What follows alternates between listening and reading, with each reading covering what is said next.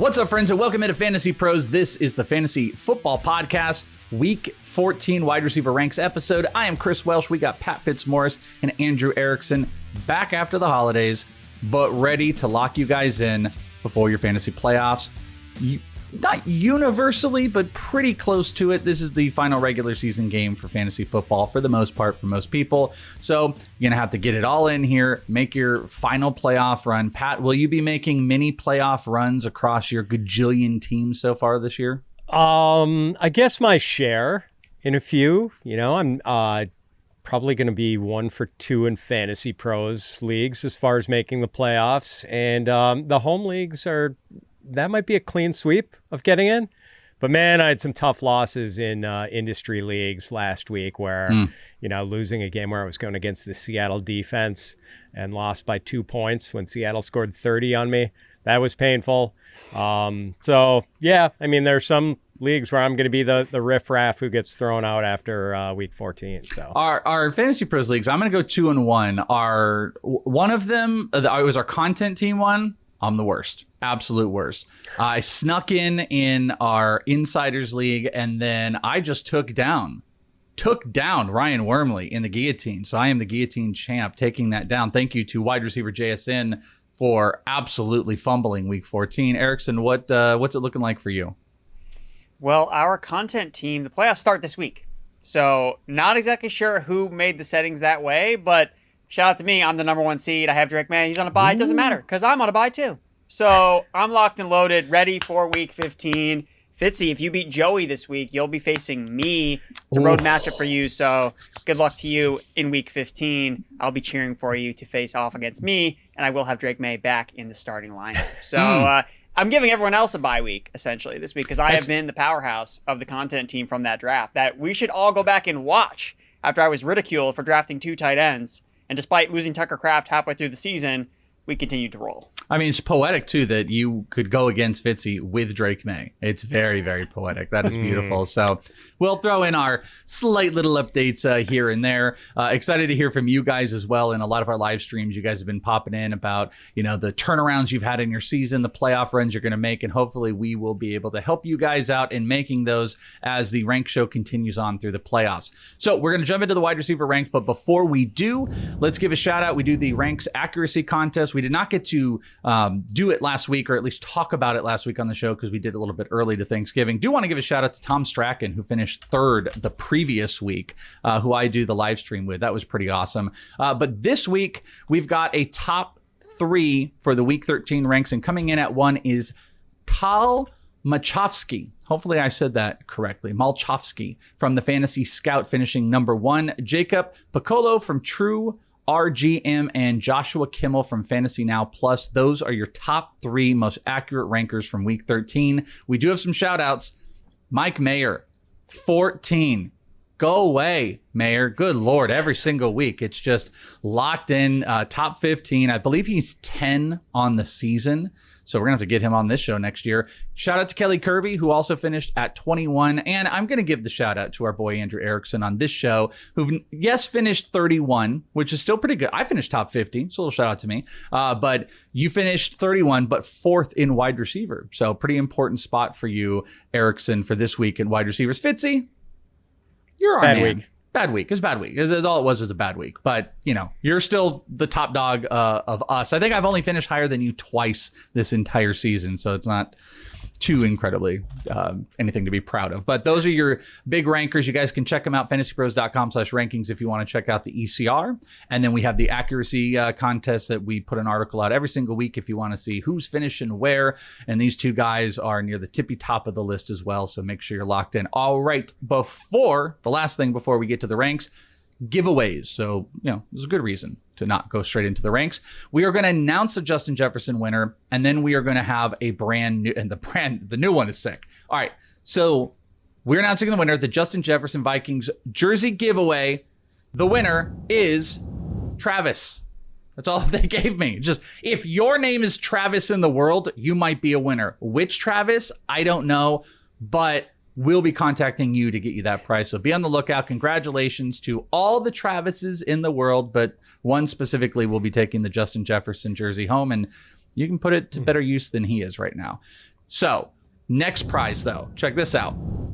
If you want a chance to win a Bijan Robinson and Drake London signed mini helmet, both of those guys signed mini helmet for free, courtesy of our friends at pristineauction.com, you have got to head over to fantasypros.com/contest, complete the form, download the Fantasy Pros app, leave a review on the podcast, follow us on X, Instagram, TikTok, at Fantasy Pros is the social. You can do all of those and each one gets you an entry. We'll be announcing a winner right here on the podcast. So if you're watching on YouTube, make sure you subscribe, put on notifications so you can claim that prize.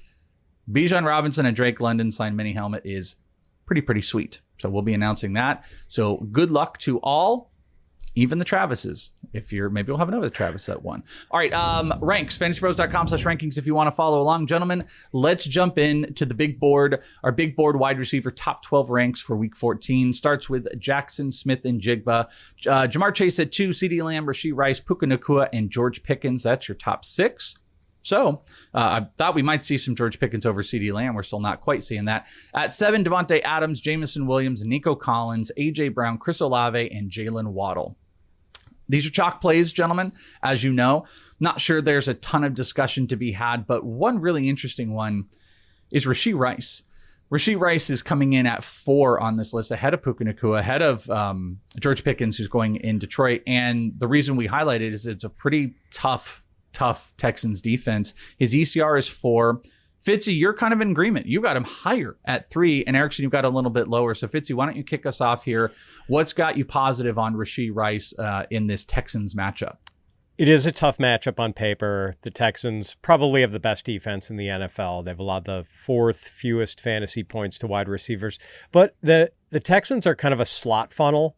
In terms of the fantasy points the defenses have allowed to slot receivers as a percentage of the total fantasy points they've allowed to receivers, the Texans are 4th highest, behind only the 49ers, Bills, and Colts. Hat tip to my buddies over at Razzball for those numbers. And Rashee Rice just shows up week after week. He's averaging 7 catches and 81 receiving yards a game. He scored 6 touchdowns in the 6 games since he came back from suspension. Rashee Rice has at least 18.6 PPR points in every game, except for the game against the Broncos, where he had 9.8 points on 6 catches for 38 yards. Texans will be the best defense the Chiefs have faced since that game against the Broncos, so maybe we should temper expectations for Rice a little bit, but because of that slot funnel thing going on with the Texans, I would still expect Rashee Rice to be pretty heavily involved. So Erickson, you got him at 7. It's not a negative or anything, just a couple spots lower, but do you think we should temper those expectations on Rice just slightly? I think so. To the point that Fitz made, this is the best defense the Chiefs have faced all season. And last week, it was shootout. Scoring bonanza in the dome against the Dallas Cowboys. Rashee Rice, I think, was wide receiver 1 on the week. That's not going to happen this week against the Houston Texans. Like, both these teams, the Texans love to play unders. Like no other team that plays in the NFL. And when you look at the Chiefs that they played at home, they've had one game that's gone over the projected total at home this season. 1-5 over under towards the total. Look at the total. It's 41.5 points. So we're not expecting, at least those in Vegas are not expecting, hey, this is going to be a shootout. We see offenses look and really come back down to earth after facing the Dallas Cowboys defense. So we get all on board. Mahomes, QB1, 4 touchdowns last week. Would anybody be surprised if he throws none this week? Because, I mean, that wouldn't be super shocking. So for me, it's just a matter of, is this the Rice ceiling week? I'm going to lean towards no. Last week was the Rice ceiling week. So I think that, again, it's not a reason to not start him in any capacity, of course. And that's why he's still going to be ranked. You know, I have him 7 in the ECR rankings. And to the point that Fitz made, he's still going to see plenty of volume as the Texans funnel targets towards the slot. But I just don't think that this is like the ceiling spot for him. And when I'm looking at my rankings, a guy 1 spot ahead, because I think he could finish as the wide receiver 1 on the week, is Jameson Williams. Like, if Amon-Ra Brown doesn't play this week, like, dude, he's facing Dallas. Like, Jameson Williams has been a top 6 receiver in 3 of his last 4 games. I just, when I'm searching for ceiling, I'm taking Jame over Rice this week. Let me ask you just real quick on this too. I was going to ask, because there's a big separator between where Rashee Rice is and like Nico Collins. So this is a two-parter question. First off, do you think that Nico Collins and Rice are in the same tier, or I would say the ranks are kind of telling us that they're separated, but just, you don't have to go into a bunch of analysis, but Erickson, start with you. Do you think Nico and Rice are way closer than the ranks are telling us, or they should have this type of gap? I think they should have a gap, because I think that the thing with Rice is he can have a bad game in terms of yardage, but he has the most touchdown equity in the Chiefs offense, and the Chiefs love to throw the football. So if they can't run the ball with Kareem Hunt, he could still catch, multiple touchdowns like that. That's how this would beat me probably. I just don't expect Rice is going to get 100 yards in this game. He's going to catch 10, 12 balls. Maybe that's not really the case here. Rip off like a lot of explosive plays. I feel pretty confident saying that either Rice, Kelsey, or Hunt is probably going to disappoint. I mean, I can't imagine all three are going to hit against the Texans defense. So I would lean towards Hunt being the guy that's left out of the party, just because he's definitely the most touchdown dependent. So that's kind of the way I see it. Okay, Fitzy, then let me just assume real quick. Fitz, you agree with that they're kind of separated? Yeah. Nico's had 4 or fewer receptions in 6 of his 11 games this year. Rashee Rice has only had 1 game in 6 with 4 catches.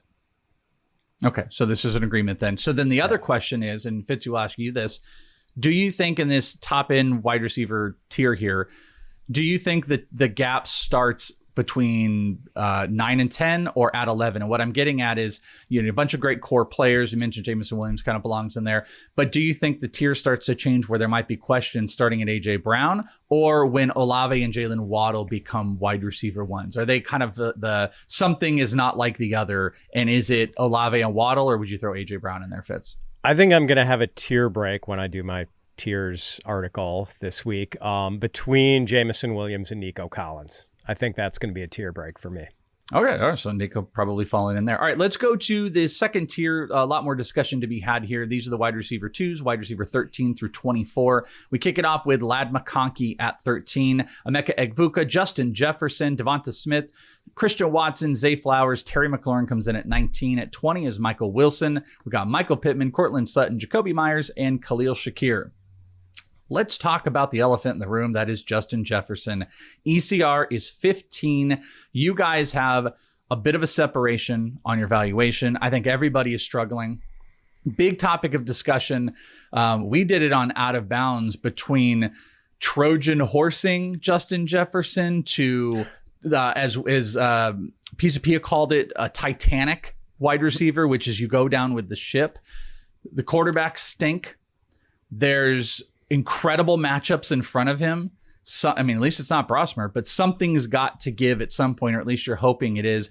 And ECR is really not telling the story that I think a lot of just like the public is feeling. I think a lot of people who are ranking just can't let go of the matchups, and maybe having McCarthy back coming in at 15. As said, you guys are both different. Fitzy, let's get the pessimistic look, because you are lower on him than ECR, where Erickson is actually a little bit higher. And I have tried to be the crewman on the Titanic and go down with the ship with recent rankings. I've kind of I've been like in the movie Titanic, where the band is playing on deck while the ship is going down. I've kind of been that guy with Justin Jefferson, but I'm sort of done with that. Like, we just keep waiting for the big Justin Jefferson game, but receivers rely on their quarterbacks to a large degree, and the Vikings have gotten the worst quarterbacking of any NFL team this season. So Jefferson has 2 touchdowns on the year, 1 touchdown over his last 11 games. He's had under 50 receiving yards in 4 of his last 5. He hasn't hit 80 receiving yards in a game since week 5. I know the Commanders' pass defense is shaky, and that's the hope here, that a great receiver can pop against a shaky secondary. I mean, I'm still ranking him inside the top 20 at receiver.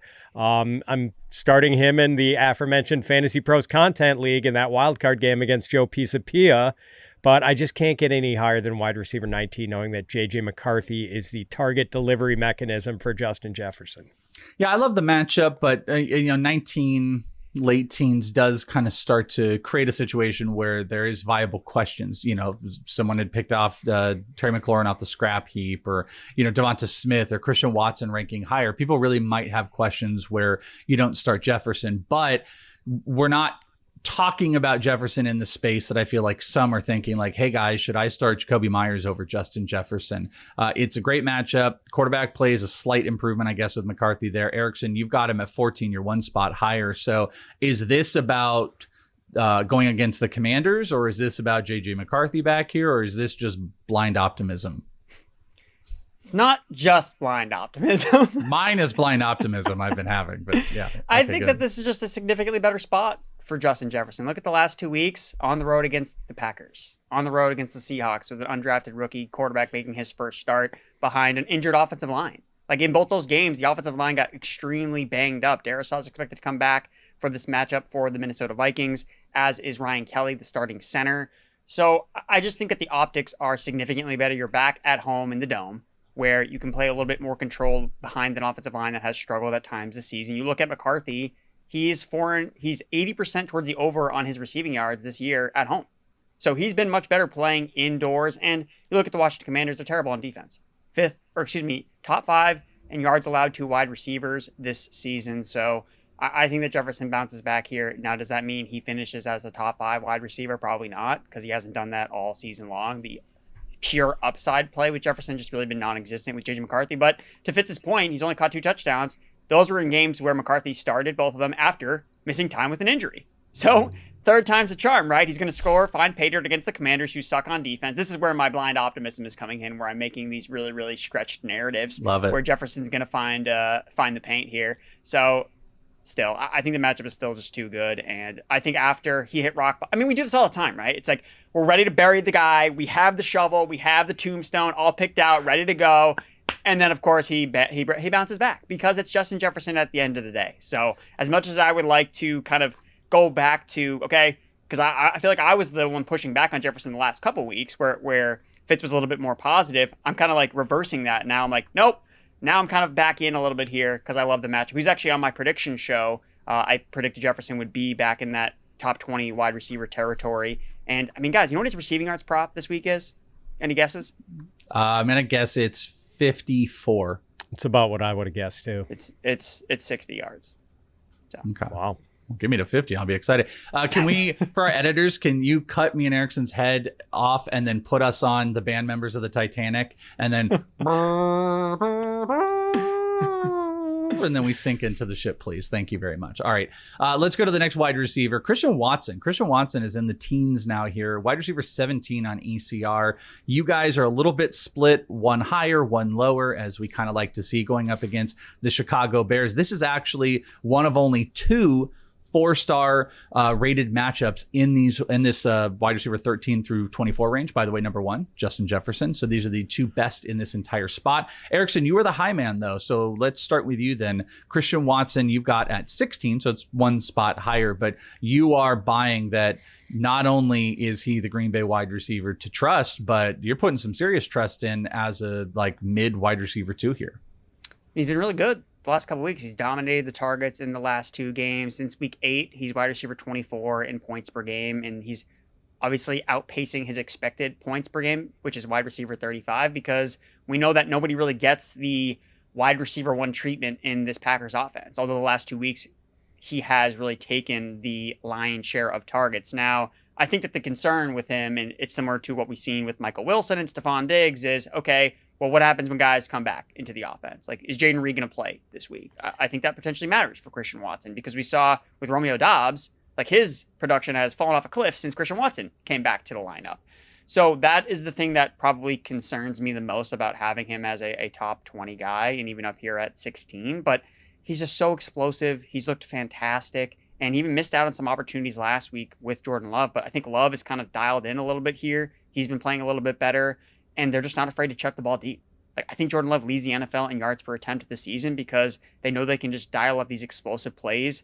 I get the Chicago Bears got some of their cornerbacks back last week with Jalen Johnson and Kyler Gordon, but we've seen Christian Watson last year against Jalen Johnson. he had a lot of success against him. They like to play a lot of man coverage. We saw that against the Philadelphia Eagles. The Bears play more man coverage with their cornerbacks back. Christian Watson's the man coverage beater. So the thing that's fringy about it is, okay, very realistic that Watson could get like 5 targets. And you're like, okay, like kind of threading the needle here. But if he does come down with one of those big plays, scores a touchdown, which he has basically kind of been doing since he came back in week 8, then you feel pretty good about starting him. But I do acknowledge that there is a bit of a shakier floor with Christian Watson just because of some of those guys that could be potentially coming back. Matthew Golden as well, who have been injured. The thing I really liked was, because the Packers will always do this, and Fitzy knows better than anybody, they'll be just like a random wide receiver. It's like this week's it's Dobbs, this week it's Wicks, and they keep doing this. And we had Wicks obviously have the breakout, but Watson was still able to get volume, and he is the big play threat, which that kind of makes me feel a little bit more floor-ish. You definitely are still in. You're just lower than ECR, Fitzy. You got him at 21, so he's still a wide receiver too. But any type of pessimism, or what's going on with your take on Christian Watson and this Packers offense? No, I mean, the funny thing is there's some separation between Erickson's ranking of Christian Watson and my ranking of him, but Erickson framed it perfectly. What the production profile is for Christian Watson this year. He's got a high ceiling because he lives on these big plays. He's got probably a little lower floor than some of the other guys in wide receiver 2 range because we can't totally count on the targets. I mean, he had 4 targets in each of his first 3 games back from the knee injury, then 5, 7, and 10 targets in his last 3 games. So the trend is upward, which we like, but it wouldn't be shocking if Watson had only 4 or 5 targets in any given week because, as Erickson said, Jordan Love does spread the ball around, and the Packers could get one or both of Matthew Golden and Jaden Reed back this week. So, and as far as that matchup against the Bears, the numbers say it's a good one, and I think the 4 stars is kind of going on the overall season for the Bears. But yeah, they'd played most of the year without Jalen Johnson and Kyler Gordon, and I know Christian Watson did some work against Jalen Johnson last year, but Jalen Johnson is still a pretty good cover corner. Like, I think he's probably a top 10 or 15 cover corner in the league. So not maybe as easy a matchup as the numbers would suggest. Number 3 on this list is, I think this is going to be a highly asked about player. It's Terry McLaurin. Terry McLaurin came back. We were kind of given a hey, this is going to be a snap thing, and we'll see what type of volume is there. And then all of a sudden, big explosive game. Now, it did come with 50 Mariota pass attempts, which we're not going to get every single week. But Terry McLaurin definitely kind of popped. But we are continuing this trend a little bit where Erickson's our Pollyanna, and Fitzy, you're going to bring us down to earth a little bit. So Fitz, why don't you bring us down to earth on Terry McLaurin and Mariota? Yeah, the grumpy old man stance is that so McLaurin came back from his quad injury, his quad re-injury, since he had tried to come back in week 8 and re-aggravated it, and had his best game of the season against an excellent Denver defense. 7 catches, 96 yards, and a touchdown on 14 targets. He played limited snaps in that game. He was on the field for 46 plays. He earned targets on 30% of his snaps, which is kind of crazy. Possible now that the Commanders get Jaden Daniels back this week, which would be an upgrade. And I am sort of ranking McLaurin on the assumption that it's Daniels at quarterback for Washington and not Mariota. I do like McLaurin this week. I'm just not counting on another 14 targets. Obviously, the Commanders have Deebo Samuel and some other credible pass catchers, including Treylon Burks, apparently. And the Commanders have actually been the 8th run heaviest team in the league this season. So it's not like it's certainly not the norm for any Commanders quarterback to be dropping back 50 times. So yeah, McLaurin's just a really hard guy to peg. I mean, he had the great season in 2024, got off to a really slow start this year, then got hurt. I have no issues at all with a mid-range wide receiver 2 ranking in ECR. For me, it's just a matter of being above consensus on a few other guys I have ranked directly ahead of McLaurin. Guys like Cortland Sutton, T. Higgins, I'm projecting to come back from the concussion, and Michael Wilson, since I'm kind of projecting Marvin Harrison to be out after limping around pretty badly last week. Interesting thing you said in there too. I'm on the opposite. I'm projecting Jayden Daniels is not going to play. But if he does, it's still amazing if it happens. I kind of think we're still going to slow pace it. But I just thought that was interesting that you threw in that we might see Daniels. Eric, go ahead, Fitzy, if you have. I was just going to say he was close last week, and I know a lot of people, the thinking is, why would you bring him back in a lost season? But players play, man. It might be different if it were week 16, week 17, but these guys just play, and they make a lot of money to play football. Yeah, 100%. And I'm not sure he's the type of guy that needs any special stuff. It's just been limited practices. He hasn't even been cleared for contact yet. So that's where I'm a little, iffy, or at least that was of a couple days ago. But if that does happen, that's a big boost for Zach Ertz, by the way. Erickson, you're a little bit more positive on Terry McLaurin. You have him inside the top 21 spot, higher than ECR. What you thinking? And does it matter which quarterback is behind center? It probably does matter which quarterback it is, but I'm still not sure which stance I want to be on, just because these backup quarterbacks are just helping so many of these wide receivers at times. When Mariota has played the last couple times with McLaurin's actually been pretty solid. So McLaurin didn't even play a full allotment of snaps, and he was being hyper-targeted by Mariota. So I think that there's upside here against the Vikings, right? The Vikings, as a whole, we know is a good defense, right? But sometimes they can get beat because of how aggressive they are. They're just the second happiest blitz team this season. Actually, the highest. They blitz on 50% of their defensive plays, right? So they're always bringing the heat. And Mariota has played really well against the blitz this season, actually better than Jayden Daniels. So if the vibes are good between Mariota and Terry McLaurin, I kind of want to stay in the flames here a little bit and not necessarily put another quarterback back in. We know that Daniels and McLaurin, because of the holdout and Daniel's injury, they haven't had a lot of time really on the practice field together this year. Now, not to say they don't have chemistry. We saw that all of 2024. So I think it's really just an upside play with Terry McLaurin. He came in, established himself back as the alpha in this offense. I think Debo and Zach Ertz, I think those are the guys. I mean, how many catches did Zach Ertz have when the Commanders threw 50 times last week? 10. I mean, that's probably going to regress with a guy like Zach Ertz, who, okay, we're not building the offense. We're not building the ship around a 36-year-old tight end on the road against the Vikings. Like that's just not the game script.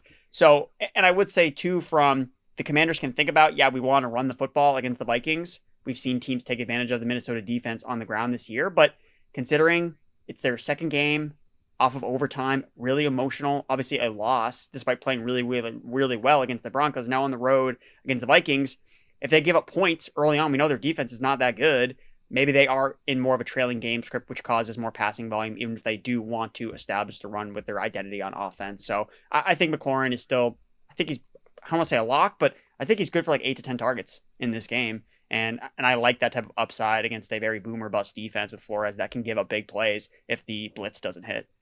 Let's do one more quick one in this one, and it's almost going to be kind of about the other player, but just want to talk about Jakobi Meyers. He's 23 on this list going up against the Colts. ECR, you guys are both about on target, but really I would love for you to also speak on Brian Thomas and Erickson. Let's start with you. Jakobi Meyers, Brian Thomas's downfall is, his benefit. How much do you buy him as a wide receiver too? And how much is this indicative of Brian Thomas not being startable?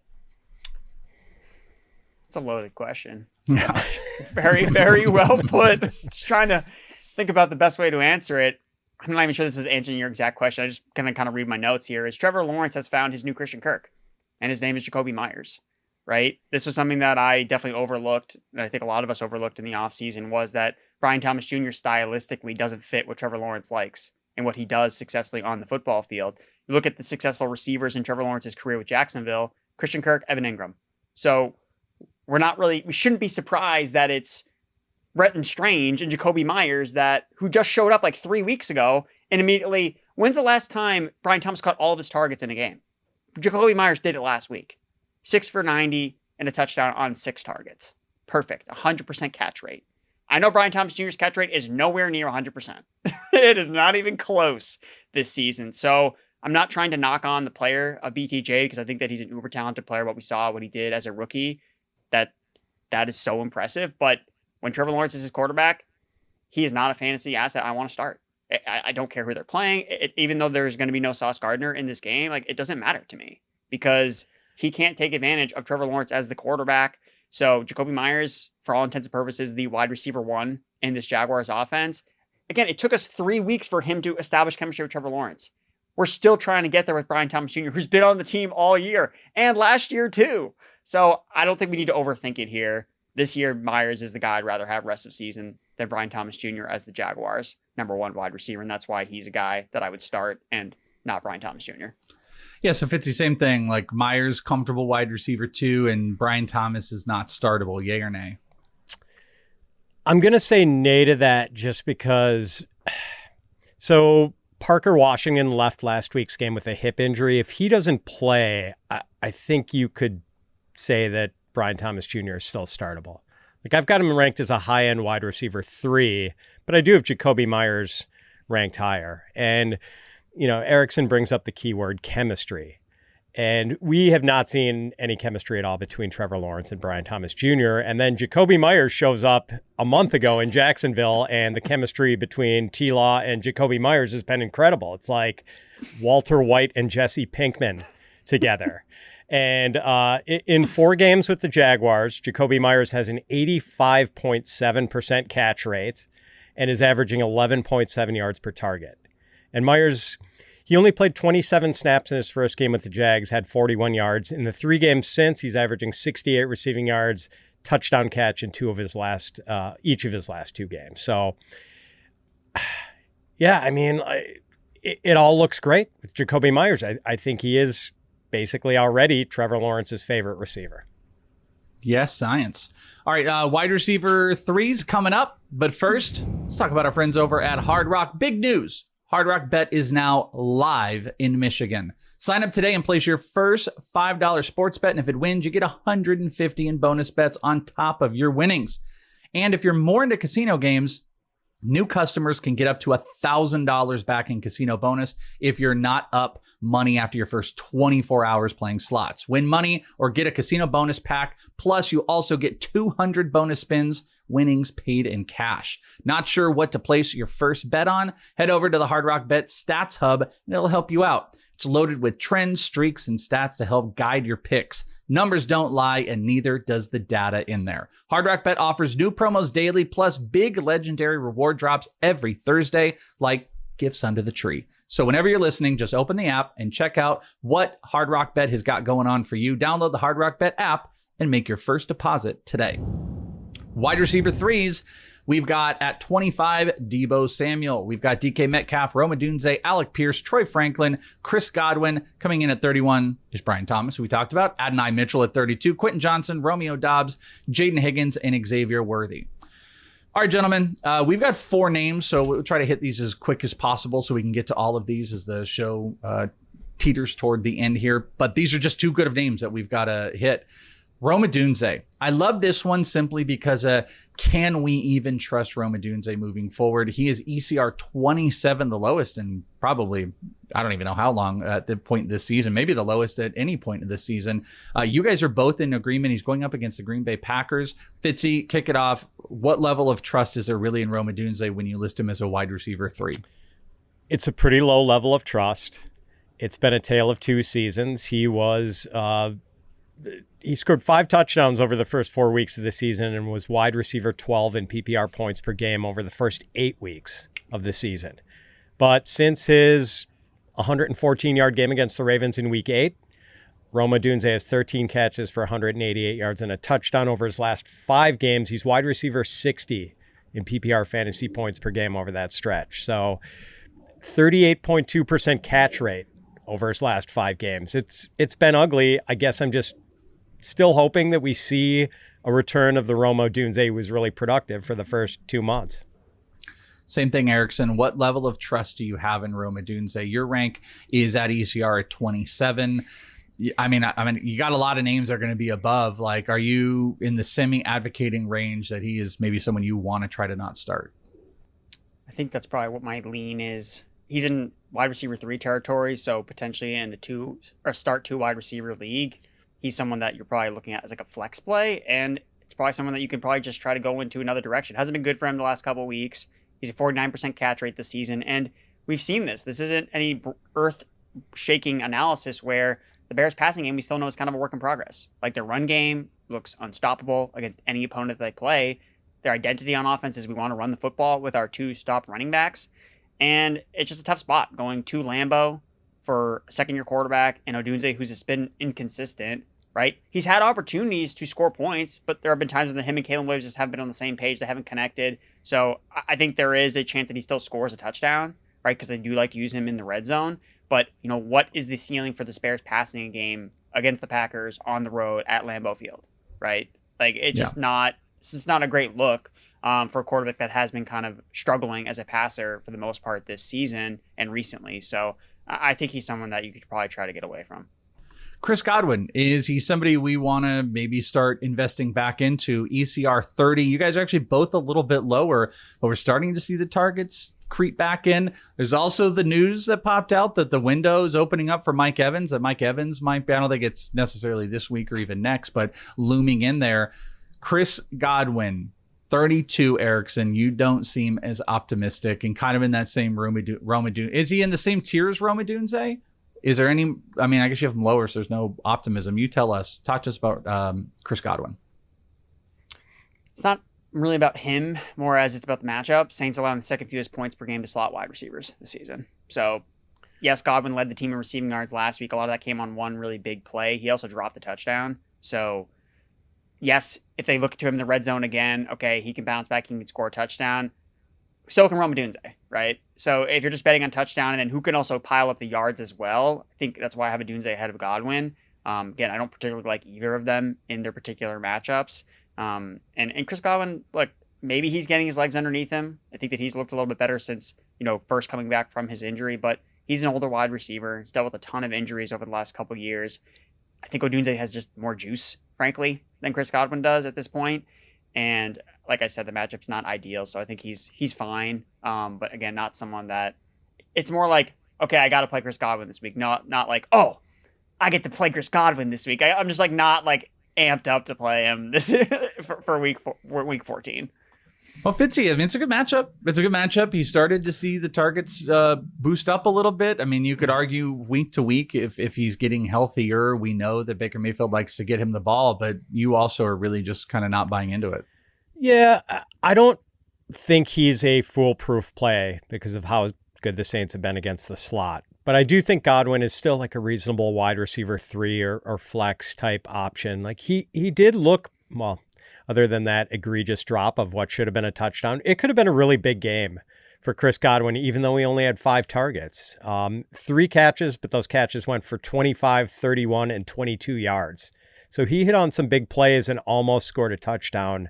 So viable for week 14 for sure, but something tells me we're going to be getting a lot of Chris Godwin start-sit questions on these Sunday live streams.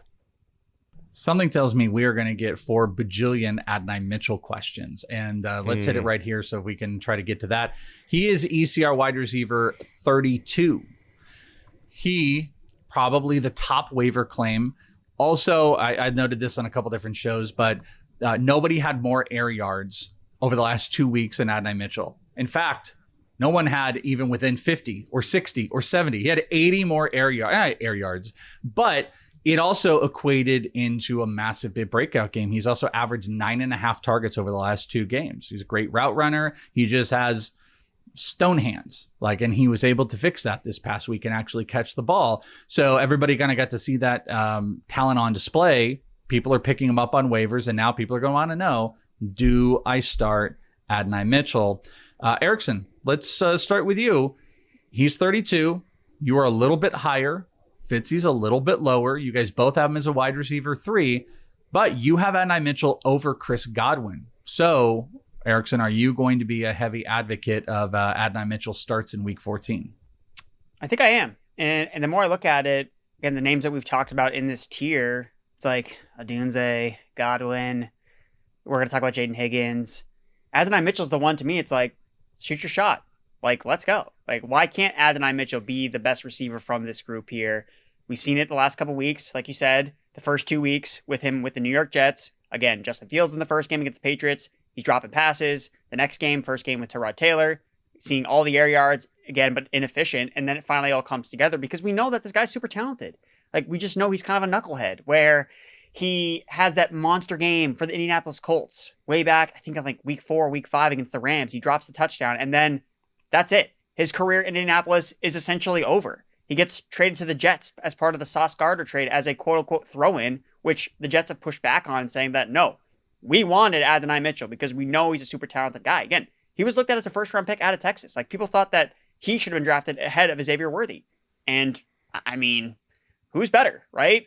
I think both guys have a lot of talent, but you look at all the separation metrics, he's an elite separator. It's just a matter of, you just got to squeeze the football, man. Like, you just got to finish the play. And last week, he finally did that, and he came through big in the Jets win. Jets are facing the Dolphins this week. They're live to win this game. And remember, this will be his 3rd game with Tyrod Taylor as the quarterback on the team. So I think it took some time for, hey, let's get our timing down. We know that Taylor likes to throw the ball downfield. He's done that throughout his entire career. He's got a really nice deep ball. Remember all those John Brown years? Just a ton of fun with Tyrod Taylor as the Bills quarterback. So I think stylistically, he fits really well with his quarterback, what they're going to do. I think the matchup is fine against the Dolphins. I know that if you look at fantasy points per game, like, Dolphins aren't necessarily like giving it up to a lot of wide receivers, but that's just because teams have just elected to like run the football all over them. I don't think there's any corners on the Dolphins where I'm thinking, I don't know. I don't know if I can start Adonai Mitchell against this Miami Dolphins cornerback, Rasul Douglas. Like, I'm really afraid of him. So I think Mitchell's a super talented player. He's getting the targets. And I think for the first time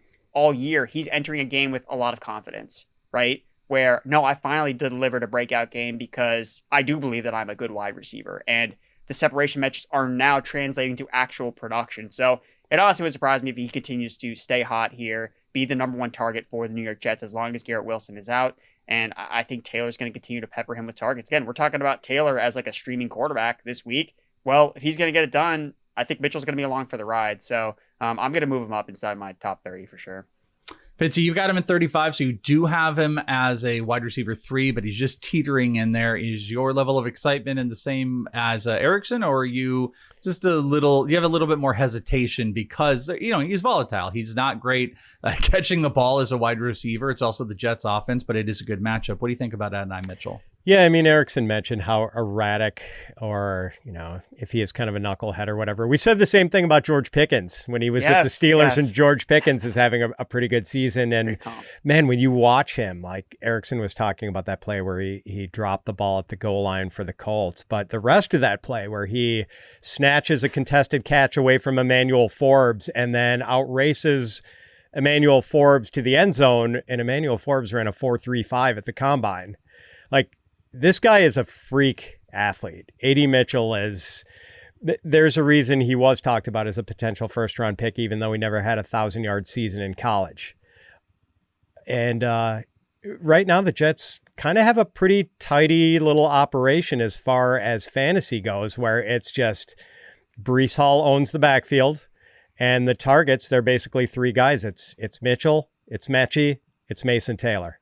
And that's about it. No one else really gets meaningful snaps or targets. Alan Lazard gets a couple of games. That's about it. And so, yeah. Right now, I've got Troy Franklin ahead of him. I need to drop Troy Franklin. He got a snaps cut last week. He played 12 fewer snaps than Pat Bryant. And, I mean, Troy Franklin was kind of splashing on the touchdown deodorant anyway this season. So, I don't know. I think Mitchell's a better play this week. And I should maybe consider moving A.D. Mitchell ahead of guys like Romeo Doubs and Chris Godwin. All right, there you go. Those are your wide receiver 3s, top 36 wide receivers for the week. You guys want to follow along, fantasypros.com/rankings. You can see how the rankings kind of evolve throughout the week. You will probably see someone like Adonai Mitchell moving up a bit, and we know that's going to create more questions for you. Well, guess what? We got a Start and Sit live stream on YouTube where you can come and ask any of those specific Start and Sit questions, Thursdays, 3 p.m. Eastern. So if you're on the podcast, go to youtube.com/fantasypros, subscribe, turn on notifications. Don't miss it. That's going to do it for Erickson and Pat Fitzmaurice. I'm Chris Welsh. We'll talk to you next time. Bye-bye.